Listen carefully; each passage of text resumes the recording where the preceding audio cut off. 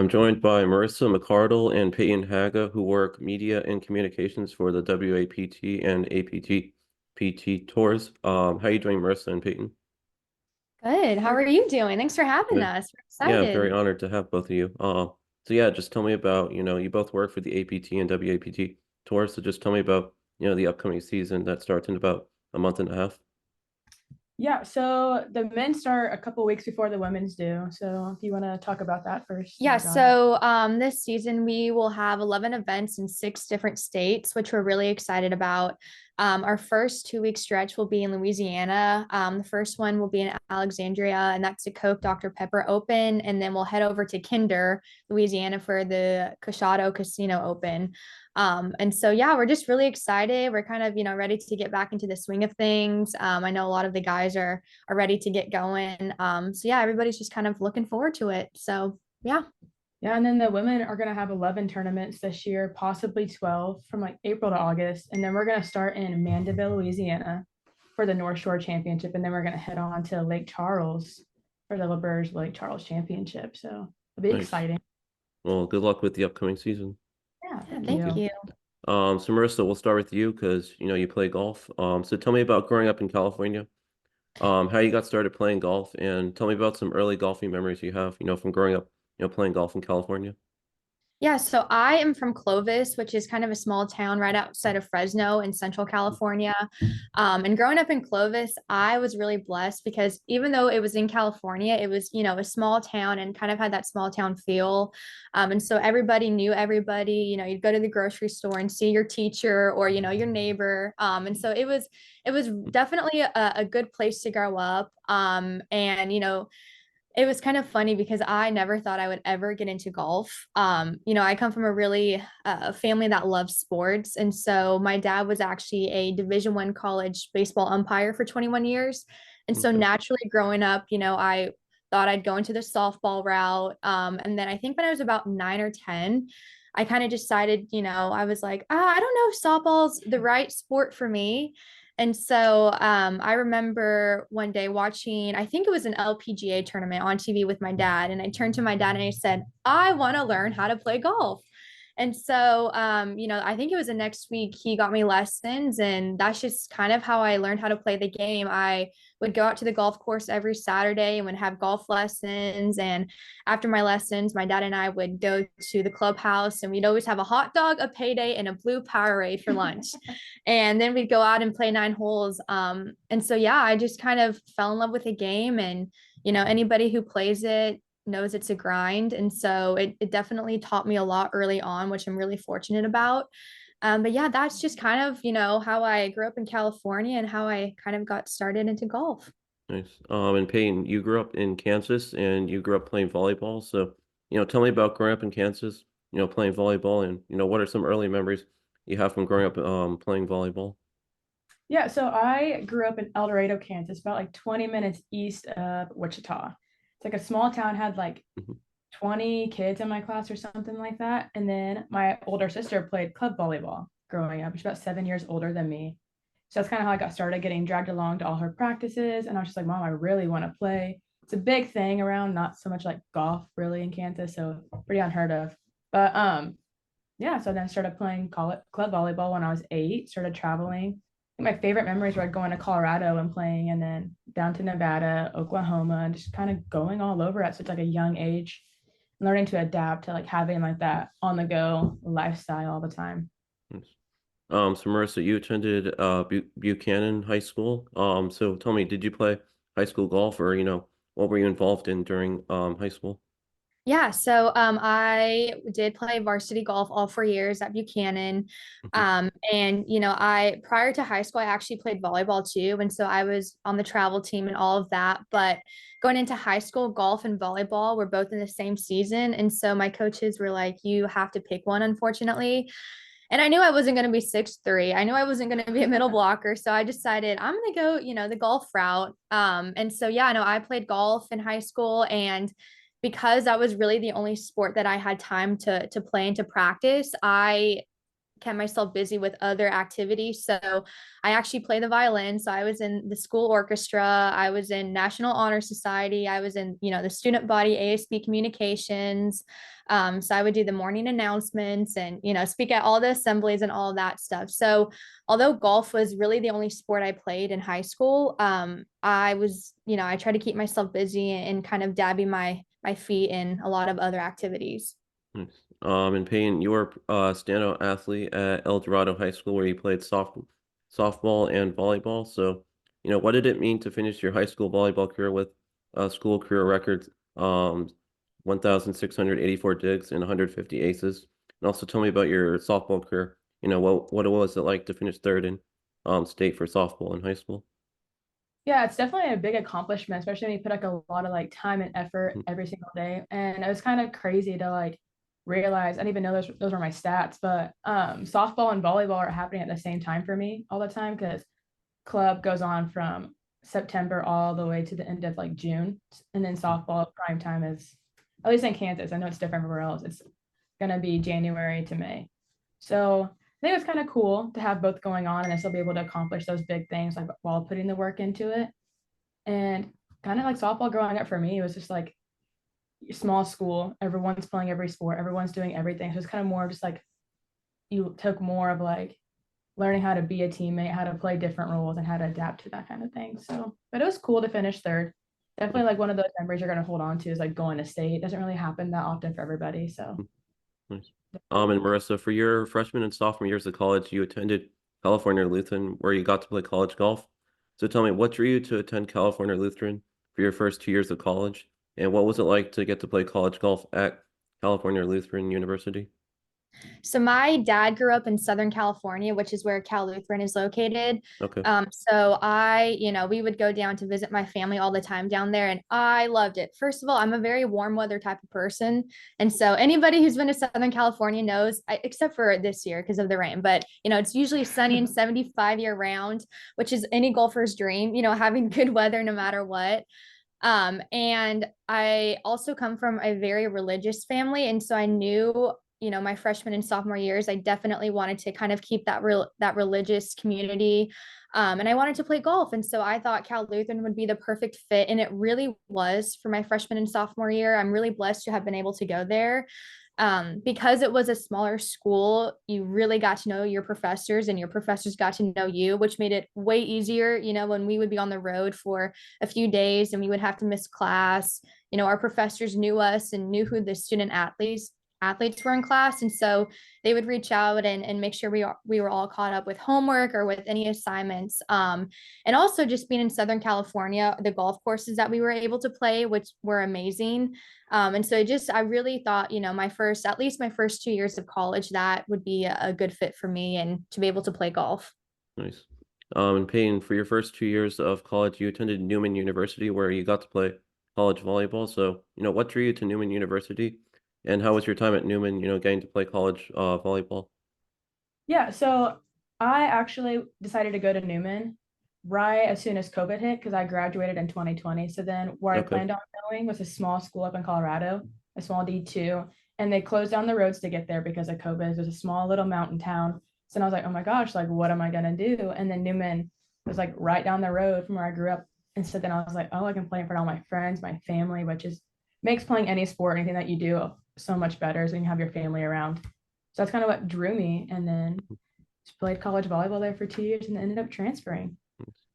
Yeah, something you both have in common is you both transferred after your first 2 years of college. So we'll start with Marissa. You transferred, after your sophomore year to Ole Miss. So what prompted you to transfer after your sophomore year, and what drew you to Ole Miss?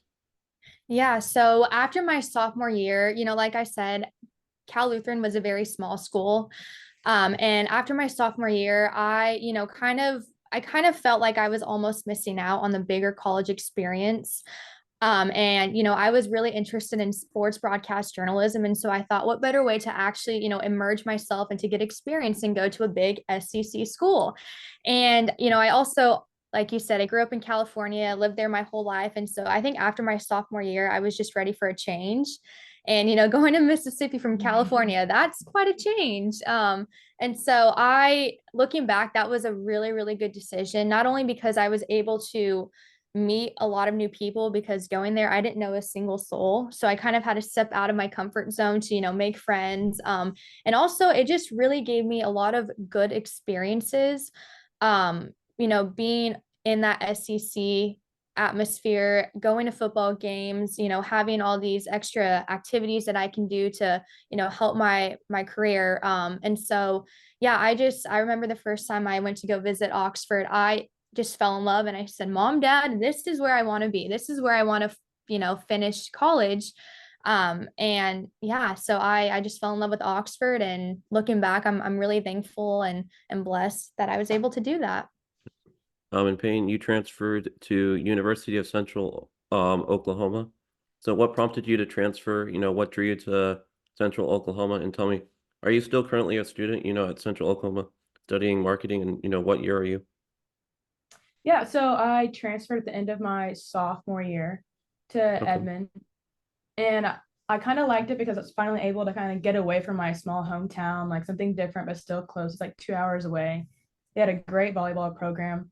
And when I transferred, I wasn't really thinking about like school and education. I was like, oh, they have a cool volleyball team. They have a big gym, like the big sports community there. And yeah, so now I'm a senior, don't play volleyball anymore. I live in Dallas, work full Okay. time. Gonna end up graduating this August, so that'll be exciting. And I'll have my degree in marketing with the minor in social media. Is it? Yeah, social media content. So So living in Dallas, and still being a student, working full time, do you take classes, remotely, or how does that work out? yeah, so I do take classes remotely, and it's a little Hmm. different, but also I feel like with graduating during COVID and like my first years of college, literally just being, oh, we're going to be online today because half the class has COVID, or you're just going to be in person, and kind of like that thing. So I think I'm just used to it at this point. It's really no big difference. I think just now having this full-time job and something that I enjoy doing and what I want to be doing, you just got to find the balance and what works for you. I'm lucky enough that I have professors that will let me turn in my graphics for work, let me turn in like my press releases as my homework. So it makes my life a Okay. lot easier and probably theirs. So yeah, but it's fun. I think you definitely have to have a good time management skills to do it though. So it does take a lot, and it's still giving yourself that time to be a regular like person and not just full head in on a college student or work. So Nice. That's awesome. Glad you enjoy working full time and being a student. yeah. So Marissa, you studied both broadcast journalism at both California Lutheran and Ole Miss. So tell me, why did you, choose to study broadcast journalism in college? And have you always been interested in, broadcast journalism? So actually, I haven't always been interested in broadcast journalism up Okay. until my sophomore or junior year, I think, of high school. I actually thought I was going to go into the medical field. We have a lot of medical people in my family, and I was really interested in either being an orthopedic surgeon or an anesthesiologist. However, sophomore junior year of high school, that's when I had to start taking classes, AP classes, honors chemistry, and all of that. And then I realized, you know what, I don't think I can do this as a career. And so I remember I was sitting down at the dinner table with my parents, and they were kind of talking to me about, well, you don't want to do that anymore, so what do you want to do? And my dad, said, well, Marissa, you're a really good writer. You like to talk, and you like to talk about sports. Why don't you go into broadcast journalism? And so I, was like, wow, Dad, that's actually a really good idea.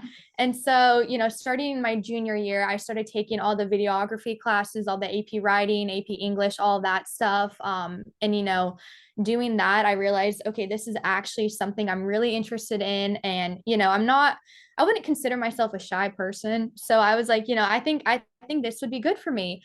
And so yeah, that's just kind of how I got started into that, that role that way. And like I said, or like you said, I did transfer to Ole Miss, and that was another reason, because the journalism school there is so great. And looking back, they definitely prepared me not only for out of college, but also just work experience.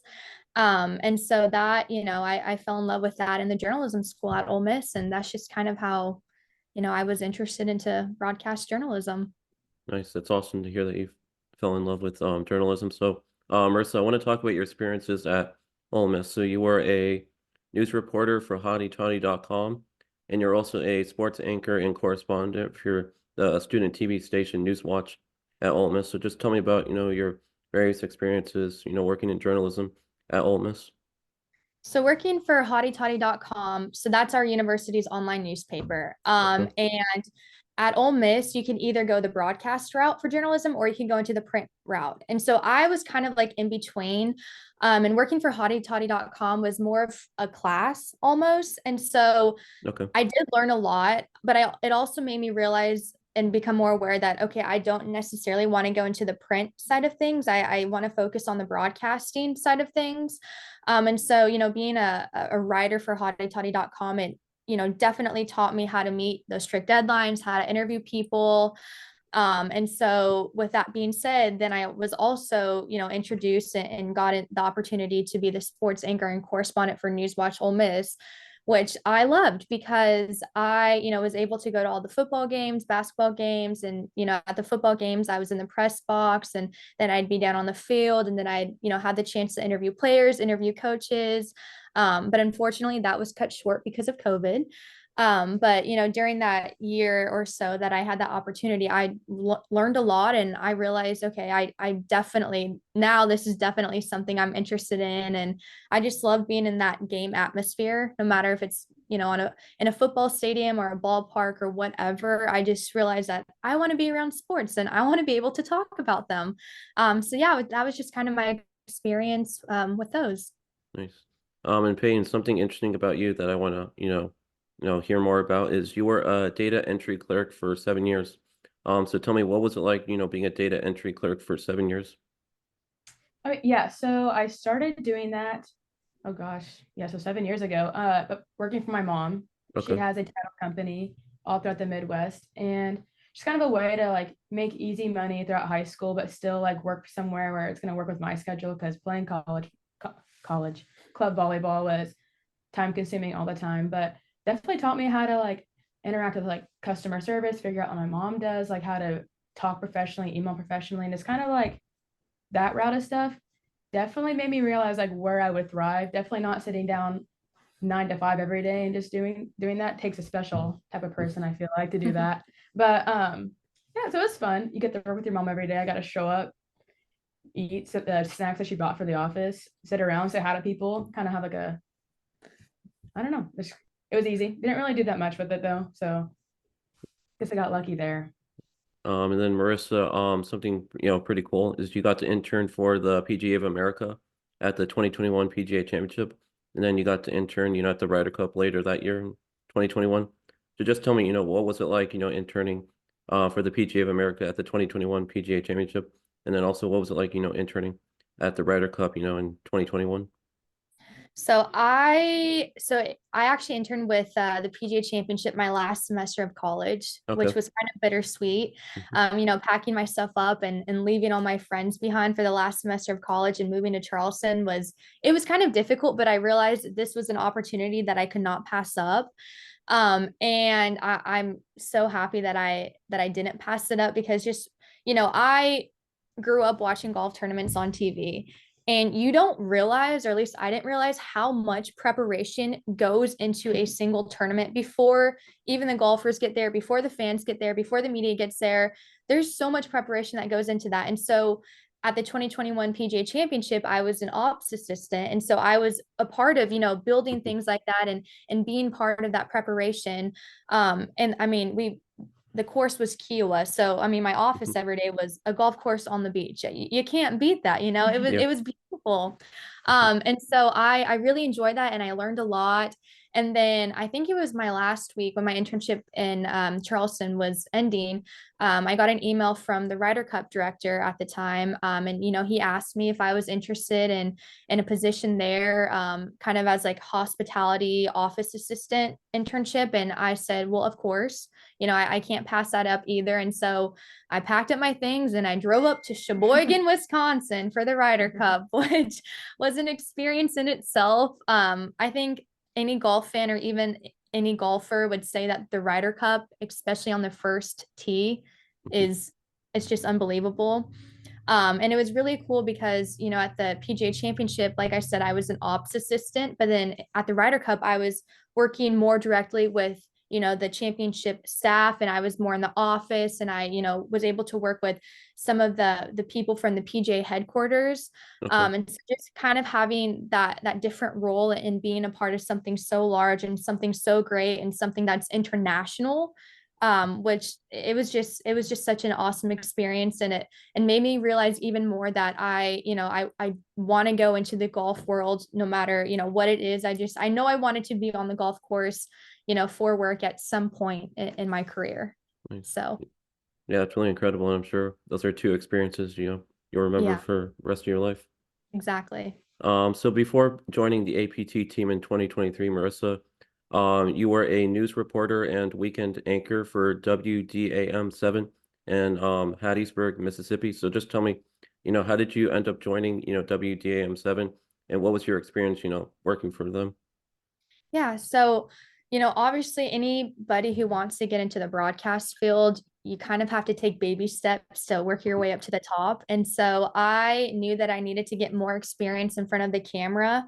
And so I, you know, saw this opportunity as just a great way to learn more and to get that on camera experience. And so I took the position at WDAM, and it was great. I learned so much. I learned, you know, how to write different broadcast scripts, how to write, you know, online articles, how to be more comfortable in front of the camera, you know, how to interview people, and you know, meet those tight deadlines. And so I'm really fortunate for that opportunity to work at WDAM.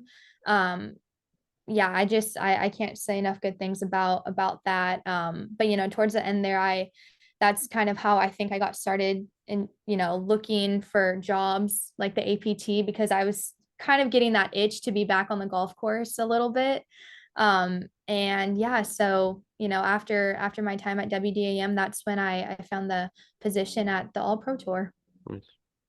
Peyton, tell me about how you got started with the All Pro Tour in January 2023 as a digital media intern. Yeah, so right after volleyball season had ended at UCO that last fall, I was kind of sitting there wondering, so I had just torn my shoulder. I wasn't playing volleyball anymore, what I was going to be doing with my college degree once I got it, and what I wanted to do. And I've always been big into sports, never thought I'd ever like go the social media route or digital media producer ever in my lifetime. But so then I was just like online Googling, and I came across it, came down, talked to everybody, and just kind of how it all got started. Didn't know anything about golf when I started, still learning my way. But I think it's been an awesome experience so far for sure. Nice. And Payne, you're currently now a digital media producer for the Women's All Pro Tour. So what was it like when you got hired, in July 2023 as a digital media producer for the Women's All Pro Tour? And what do you do for the tour as a digital media producer? It was definitely pretty exciting when I got that phone call in July of them asking me to work here. It was definitely a privilege for them to take that chance on me with still being a student, still have a lot going on, putting a lot of trust into a 22-year-old too as well to be in charge of all this stuff. But so that's kind of how it all happened. But as a digital media producer, every day for like the women, you just kind of show up to the tournaments, you interview them, you take their pictures, you post on social media, write their press releases, write the end of the day recaps, kind of just do everything for the girls without them maybe telling what to do, and then just kind of cover everything for the tour. And now with Annika being a part of the women's tour, we got a lot more to cover, more social channels that we have to go across, do more in-depth interviews, videos, and stuff like that. And Marissa, you work media and communications for the All Pro Tour since June 2023. So what was it like when you got hired by the All Pro Tour in June 2023? And what do you do, working media and communications for the tour? Yeah, so I was definitely happy and excited when I got offered this position. Like I said, you know, I was getting that itch to be back on the golf course, and so I was really happy to be able to take on this position. And like Peyton said, you know, I pretty much do the same thing as her, but just on the men's side. So, you know, whether that's designing graphics or, you know, managing all of our social media accounts or interviewing players, writing press releases, we kind of had the same role in that. And I think Payne and I make a good team, if I say so myself, so Most anytime I definitely. really need help with something on the men's side, she is always willing to help me and vice versa. So I don't know. I just, it's a great thing to have kind of your partner in crime, even though we're on two different tours, I think we help each other a lot. Nice. And final question to both of you, Peyton, tell me how much you enjoy working for the Women's All Pro Tour, and Marissa, just tell me, how much you enjoy getting to work for the All Pro Tour. I really don't think we can ask for a better family or people to work for, honestly. Like, you definitely get that, like, I don't know, like that family, like, type feel whenever you go onto a golf course, walk up to the trailer, you're talking to any one of us. Definitely makes it easier for me to adjusting to being an actual adult and my first full-time job. So I think it's definitely fun. It's a good experience to have. It's unique as well. So Yeah, no, it's very unique. I don't know how many jobs, you'd be in the car for 12 hours driving up to Peoria, uh, Illinois for a tournament, with the people you work with. But I think that's what makes it exciting because every day is kind of new and, every day on the golf course will not be the same, whether, that's an event going on or just the weather or, whatever happens on a golf course on a daily basis. But no, I think unique is a really good word to yeah. describe this job. I really do, but it's really, really fun. It's hard work, but it's fun.